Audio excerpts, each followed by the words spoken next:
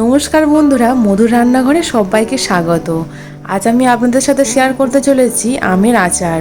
আর এই আমের আচার বাচ্চা বড় সবাই খুব পছন্দ করে থাকে।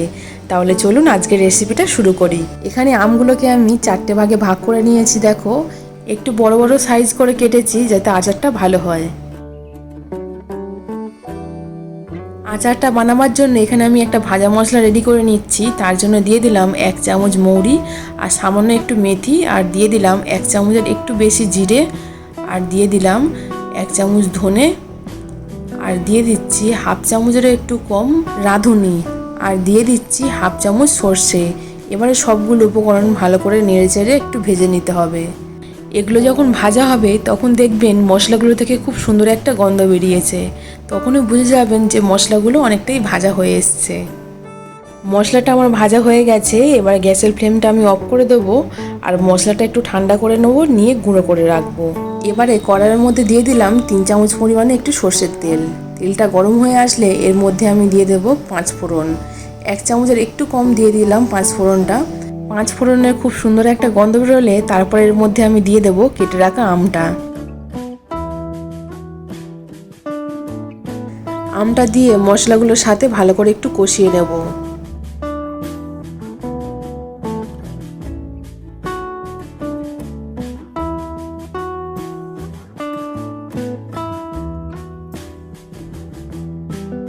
এবার এর মধ্যে দিয়ে দেব পরিমাণ মতো হলুদ। হলুদটা দিয়ে ভালো করে আমি নাড়াচাড়া করে নেব।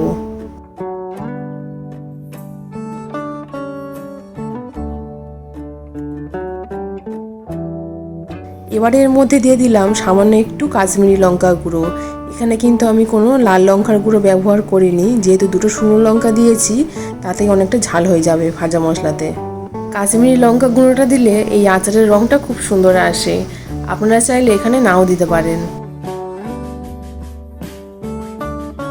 এবারে এর মধ্যে দিয়ে দিলাম চিনি। এখানে আমি হাফ বাটি চিনি ব্যবহার করেছি এই বাটিটার মাপে। আপনারা চাইলে এখানে চিনির পরিমাণটা কম বেশি করতে পারেন। এবারে আমি সব উপকরণগুলো ভালো করে নাড়াচাড়া করে নেব। চিনিটা পুরোপুরি গলে গেছে। এবার এর মধ্যে দিয়ে দিলাম পরিমাণ মতো নুন। আবারও ভালো করে নাড়াচাড়া করে আমগুলোকে চিনির সাথে ভালো করে সেদ্ধ হতে দেব।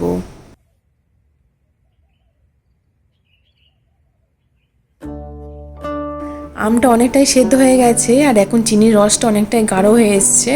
এই সময় আমি দিয়ে দিলাম ভেজে রাখা মশলাটা। ভেজে রাখা মশলাটা দিয়ে ভালো করে আমি নাড়াচাড়া করে নেব।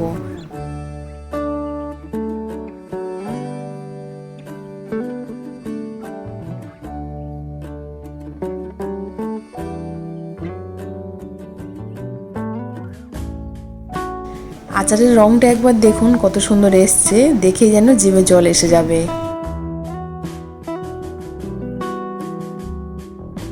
এই আমের আচারটাকে অনেকদিন ভালো রাখবার জন্য এর মধ্যে দিয়ে দিলাম 1 চামচ পরিমাণে ভিনিগার।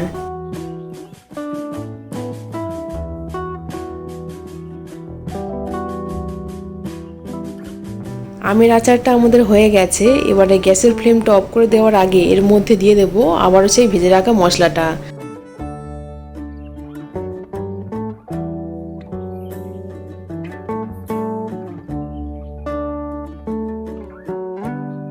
এবারে ভালো করে একটু নাড়াচাড়া করে দিয়ে গ্যাসের ফ্লেমটা আমি অফ করে দেব। আমের আচারটা কত সুন্দর দেখতে হয়েছে একবার দেখুন।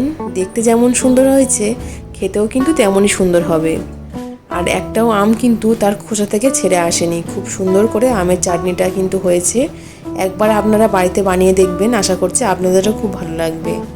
আজকের ভিডিওটা এখানেই শেষ করছি। ভিডিওটা ভালো লাগলে লাইক, কমেন্ট, শেয়ার আর সাবস্ক্রাইব করতে ভুলবেন না কিন্তু। টাটা।